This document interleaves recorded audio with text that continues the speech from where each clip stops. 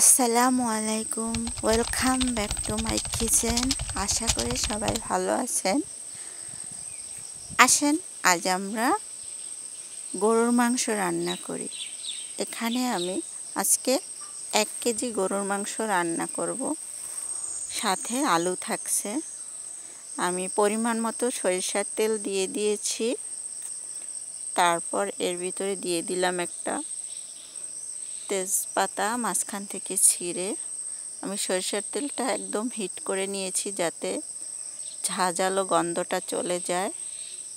এরপর আমি এর ভিতরে সমস্ত মাংস, গরুর মাংস পুরোটা দিয়ে দিচ্ছি। মাংসটা দিয়ে দেওয়ার পরে এর ভিতরে একে একে মশলাগুলো দিচ্ছি। এখানে দিয়ে দিলাম জিরা বাটা প্রথমে, তারপরে আদা বাটা দিলাম,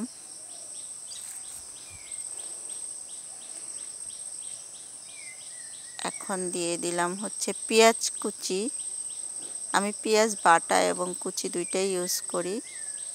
প্রথমে একটু পেঁয়াজ বাটা দিয়েছিলাম, এখন আদা বাটাটা দিলাম।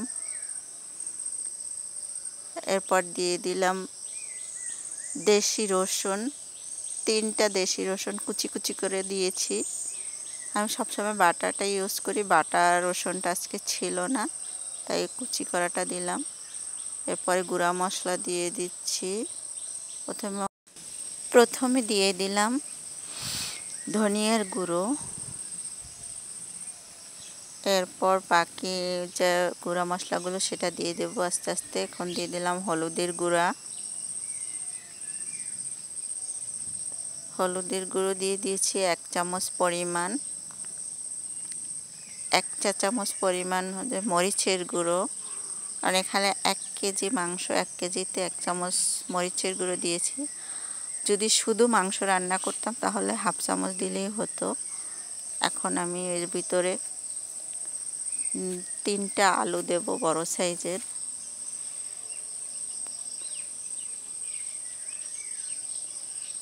এখন হচ্ছে গরম মশলার গুঁড়ো দিয়ে দিয়েছি। আমি গরম মশলা গুঁড়ো করে রেখেছি, ওটা দিয়ে দিচ্ছি। দারচিনি এবং এলাচ, লবঙ্গ এগুলো পরিমাণ মতো নিয়ে আমি কুচি করে এগুলো হচ্ছে গুঁড়ো করে রেখেছি গ্রাইন্ডারে। এটা আমি কোনো টেলে নেই, এমনিতেই তাজা মশলাটা গুঁড়ো করে রেখেছি। আমি এখন এটাকে মিক্স করে দিয়ে একটা ঢাকনা দিয়ে ঢেকে দিলাম। গ্রামে থাকলে সুবিধা ভালো, যেখানে মাটির ঢাকনা পাওয়া যায়। তো আর মাটির ঢাকনাটা ধরতে আমার খুব ভালো লাগে। রান্না করার সময় বারবার হাত ধরে ধরে উঠাতে হয় না কাপড় দিয়ে বা লুসনি দিয়ে। কিছুক্ষণ ঢেকে রেখে আবার সেটাকে কষিয়ে নিলাম, নেড়ে নিলাম। এভাবে কিছুক্ষণ কষানোর পরে এর ভিতরে দিয়ে দিয়েছি পরিমাণ মতো লবণ, আর দিয়ে দিলাম জয়ফল এবং জয়ত্রী। আমি জয়ফল দিয়েছি, একটা জয়ফলের 6 ভাগের 1 ভাগ হবে, আর জয়ত্রী অল্প একটু ছোট একটা টুকরো। এখন এটাকে ভালো করে নেড়ে মিশিয়ে নিচ্ছি। এটা কিছুক্ষণ কষিয়ে নিয়ে, আসলে গরুর মাংসটা স্বাদ ডিপেন্ড করে আপনার হচ্ছে কষানোটার উপর। আপনার মাংস কষানো যত ভালো হবে খেতে ততটাই স্বাদ লাগবে। আমি আবার একটু ঢেকে দিলাম ঢাকনা দিয়ে। এভাবে ঢাকনা দিয়ে ঢেকে ঢেকে করলে মশলাটা মাংসের ভিতরে ঢুকে যায়। আমি আবার নেড়ে দিচ্ছি। এই যে পানি বের হয়ে এসেছে অনেকটা।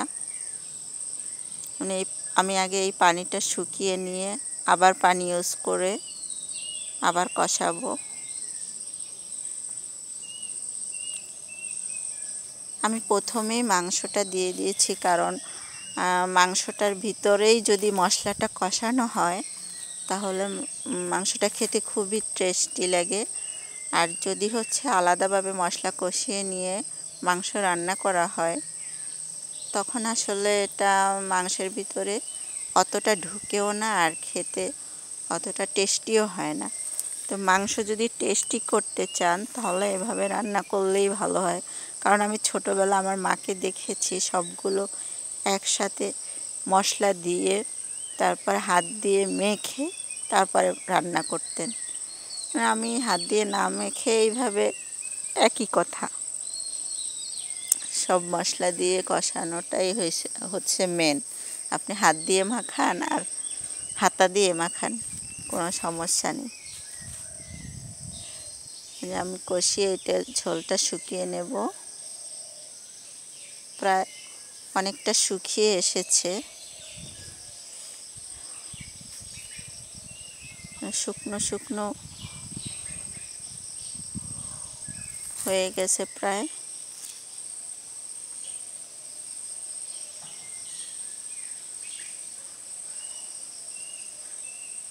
আমি এই পর্যায়ে এখন আলুটা দিয়ে দিলাম। আলুটা দিয়েও কিছুক্ষণ কষিয়ে নেব। আর ভিডিওটি ভালো লাগলে ঝটপট একটা লাইক দিয়ে ফেলুন।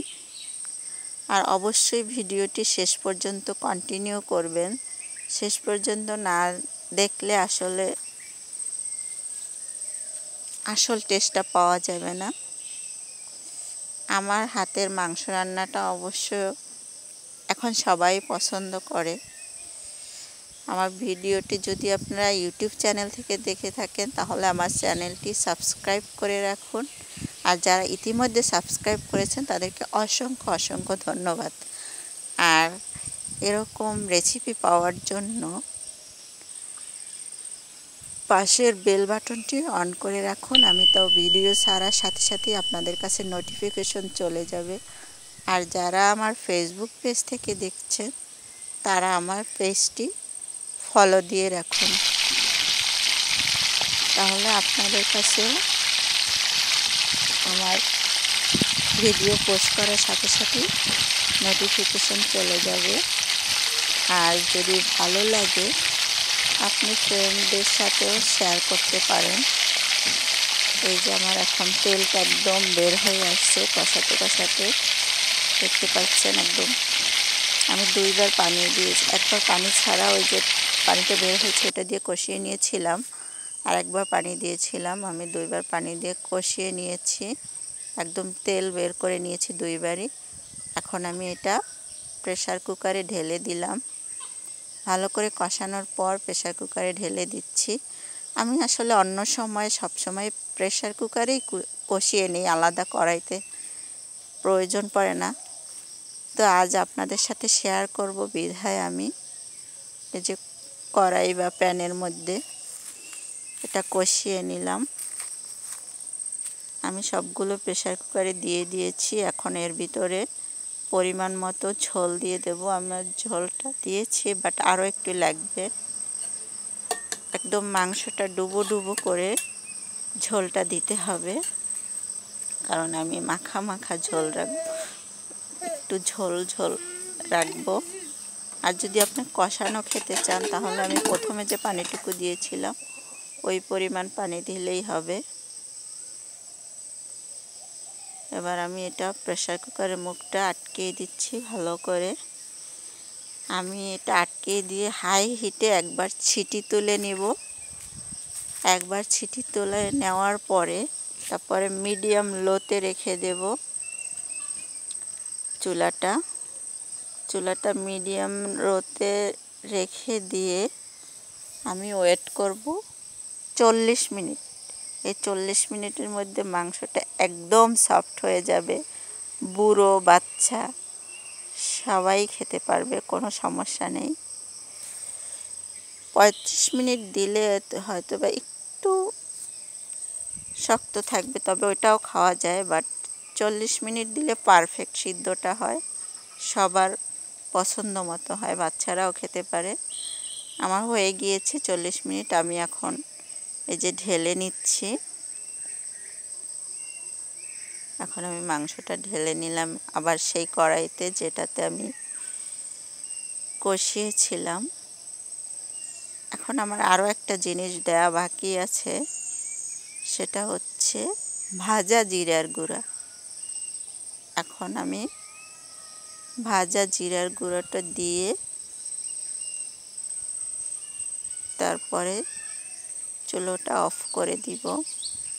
আমাদের খাওয়ারও সময় হয়ে গিয়েছে।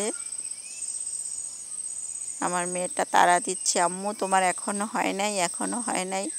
আর আজকে ফ্রাইডে, সে ফ্রাইডেতে তো অবশ্যই তার মাংস লাগবে, পোলাও লাগবে।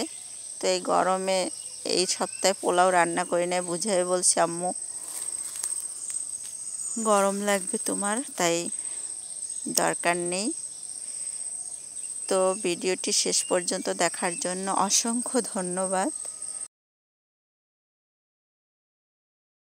লাইক, কমেন্ট, শেয়ার করতে ভুলে যান না যেন।